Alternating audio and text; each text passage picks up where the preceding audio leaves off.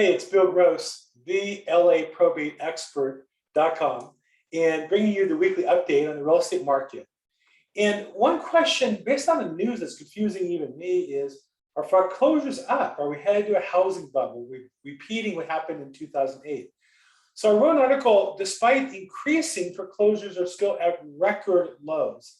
And let's take a look at the data. What I want to say since the beginning of COVID, there's been talk about this crash. It didn't happen right away. Prices actually increased dramatically. In the last 18 months, almost 2 years, we've had record activities.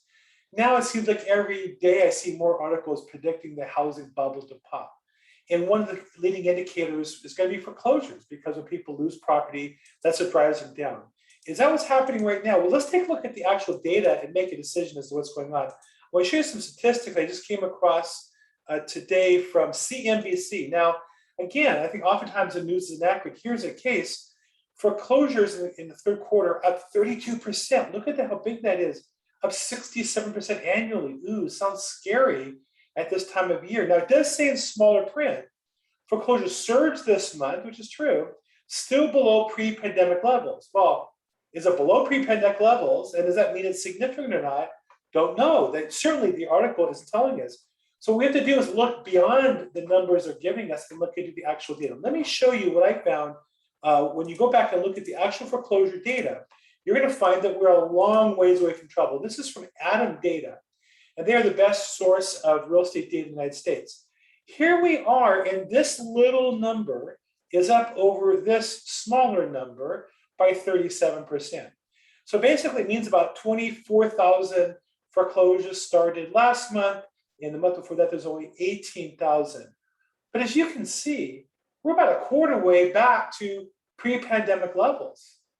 And what's even more surprising is pre-pandemic, it was historic low. In fact, look how far we had to go back to even 1 month. This is 2004 or 5 before you would even say lower foreclosure activity than pre-pandemic. And we're not even a quarter way back to that number. So yeah, a big increase over the ridiculous all-time historic low caused by government intervention.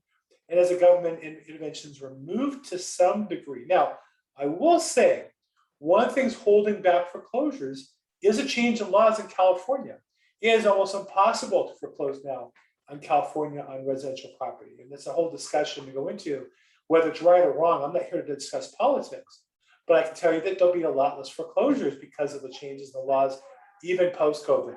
But take a look at these numbers, and you can see by all historical standards, not only could the foreclosure rate go up 400%, but if it did, it would still be at almost record lows and maybe record lows. So again, you have to take a little deeper dive into the data. What does this mean to you?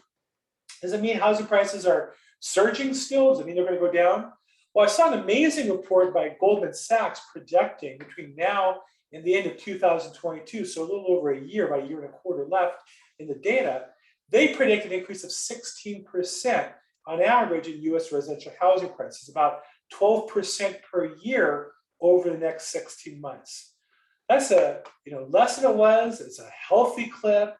Obviously, if you're borrowing money at 3% interest rates, a 60% appreciation in your house is a fantastic deal. I don't have a crystal ball. Two things I know. One, if you have to sell your house, it's a great time to do it. You can negotiate great terms and make it work for your schedule.